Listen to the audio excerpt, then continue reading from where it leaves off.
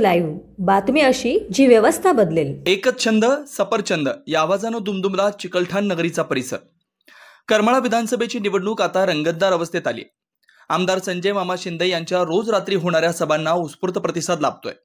वरकटणे, फिसरे, कंदर, कुरुड येथील सभांना record break गर्दी झाल्यामुळे या विधानसभा निवडणुकीत मी प्रथमच अंडर करंट अनुभवतोय, असं भाष्य आमदार संजय मामा शिंदे यांनी कंदर येथील सभेमध्ये केलं। दिनांक 16 रोजी चिकलठाण नंबर 1 येथे आयोजित सभेसाठी जमलेल्या समुदायानं एकच छंद सफरचंद हा नारा देत सारा परिसर दुमदुमून गेलाय। करमाळा विधानसभेची निवडणूक अपक्ष लढवणाऱ्या आमदार संजय मामा शिंदे यांची सफरचंद ही निशाणी आहे। वेगवेगळ्या सभांच्या माध्यमातून आमदार संजय मामा शिंदे विकास कामांचा लेखाजोखा मांडतायत। कुगाव, चिकलठाण, शेटपळ, जेऊर हा रस्ता आपण निवडणुकीच्या पूर्वीच मार्गी लावू असा शब्द आमदार संजय मामा शिंदे यांनी दिला होता आणि आज प्रचार सभेसाठी ते आले त्यावेळेस संबंधित रस्ता अत्याधुनिक तंत्रज्ञानाचा वापर करून अतिशय दर्जेदार पद्धतीने काम पूर्ण केलं जात आहे।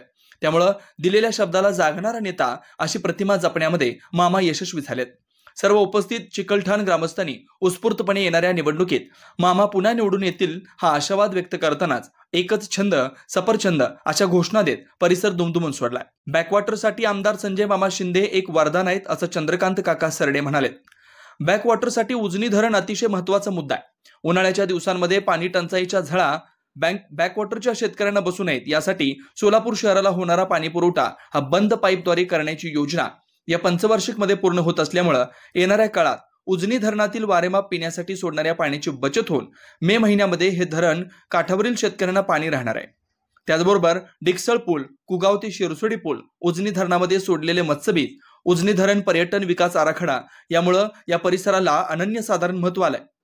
पक्षी निरीक्षण, पर्यटन व्यवसाय, केळी निर्यात या सर्वच बाबतीमध्ये या परिसराचा कायापालट असल्यामुळे बॅकवॉटरसाठी आमदार संजय मामा शिंदे हे एक वरदान आहेत अशी भावना येथील जनसामान्यांची बनली आहे।